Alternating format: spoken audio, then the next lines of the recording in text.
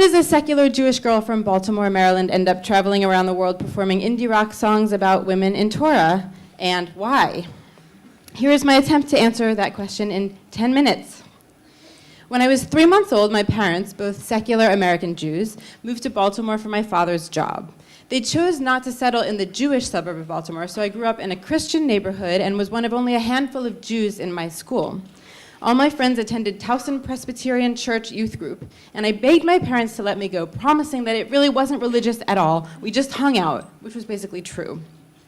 They eventually allowed me to join the youth group, although they drew the line at letting me wear a large silver cross around my neck, despite my defense in which I brilliantly cited Madonna to prove that it was simply a fashion choice. I attended Hebrew school once a week across town in the Jewish neighborhood in a huge American Reform synagogue, or temple as we called it.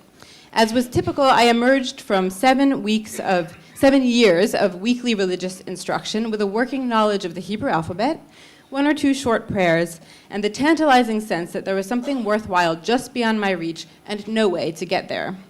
Meanwhile, by the time I reached high school, I found myself sort of making up my own alternative religious rituals involving crystals, seawater, sage, illicit substances, and whatever other spiritual-seeming things I could get my hands on. I wasn't conscious of anything missing in my education because what my religious education lacked, my artistic education more than made up for. This was my connection, if not to the divine, then to the sublime. And in a parallel universe right now, I'm giving a much more prescriptive talk on the importance of arts education for every child. At 17, I went to university to study poetry and music, and my wonderful parents, fortunately for me, both expected and encouraged this uncertain path. What they neither expected nor particularly encouraged was my stumbling upon a Torah study session and falling in love, not with a person, but with the Torah.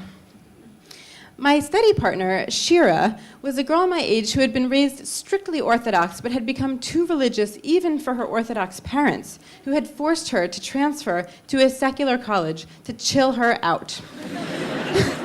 Shira was in this secular world for the first time and she was in total shock. I was encountering rabbinic text in translation for the first time and I was also in shock. We were like 2 children. I would ask her a question like, so Judaism believes that people have souls, right? But do animals have souls?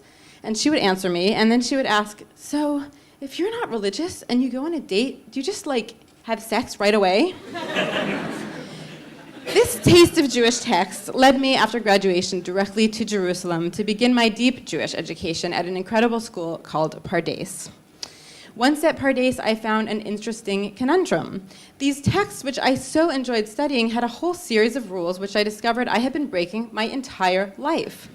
The more I learned, the more I realized I was constantly transgressing. On the other hand, my parents, whom I loved and respected and had no desire to break away from, got more alarmed the more observant I became. It was sort of an ideal situation in a way, because either way, I would be breaking someone's rules. Either I became a religious freak by my parents' definition, or I became a bad Jew by these new beloved texts' definition. What this meant to me was that I had no choice but to choose for myself what really works, what truly makes sense in my life, and what holds meaning that I can't find elsewhere. Probably because of this background, what I'm most interested in is an intimate, personal relationship with the rituals and especially the stories of Torah. When I began studying Torah, I assumed that as an ancient holy text, it would portray an ideal world. I was shocked and delighted upon finding, just a couple pages into Genesis, that instead the Torah is full of characters who are messy, embodied, imperfect, and sometimes highly emotional, like us. They have dysfunctional relationships, fertility issues, and disgusting skin problems.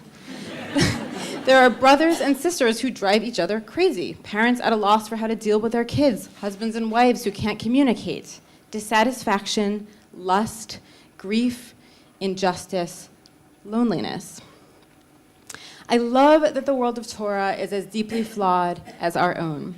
I love the vulnerability and the strength of these characters, especially the women's characters, whose stories are often written on or with their bodies. I began to write songs about my favorite stories of women in Torah, and I called these songs Girls in Trouble. Tamar, trapped in childless widowhood by her powerful ex-father-in-law, veils herself and seduces him. Judith saves her city by dressing up fancy and by her strategic use of salty cheese, wine, and a sword. Hannah invents a new form of ecstatic prayer, is accused of drunkenness, and thrown out of the temple because she's so fully transported, and ends up being the model for one of the most important Jewish prayers. They certainly don't all have happy endings. That is not my point. But however their stories end, I find companionship in the complexity and rawness of these ancient women's tales. Sometimes I think I write these songs to ease my own loneliness, and sometimes I think I study Torah for the same reason. We are each alone, but there is something fundamentally common in our aloneness. We all have secrets and stories we don't yet know how to tell, and sometimes going deep into the knotted complexities of other narratives can help us decipher our own. After 3 years of writing and performing these songs, I've begun to think of these biblical women as my friends. I don't know if there are any Sex and the City fans out there, but lahavdil, there is a theory that holds that the 4 main female characters are actually all parts of one woman, separated out to her extremes. And sometimes I feel like this about the women of Torah, that together they make up a kind of constellation, each one a point of light, illuminating one aspect of one great female character beyond time or space. Perhaps this is Shekhinah, the divine, the female divine, and perhaps our stories are a part of her as well. To conclude this session, I will stand up and offer you one song about Hagar. I chose to write about perhaps the worst moment in her life when Sarah has cast her into the desert with her son Ishmael. They're running out of water, and Hagar can't bear to watch Ishmael die, so she sends him to sit under a tree 1 arrow's length away. The story itself has a happy ending. An angel comes soon after to tell Hagar everything will be fine, and it is. But I was captivated by this moment of despair and by the very human, very contemporary question of whether we have the strength it takes to be present with someone we love while they are suffering.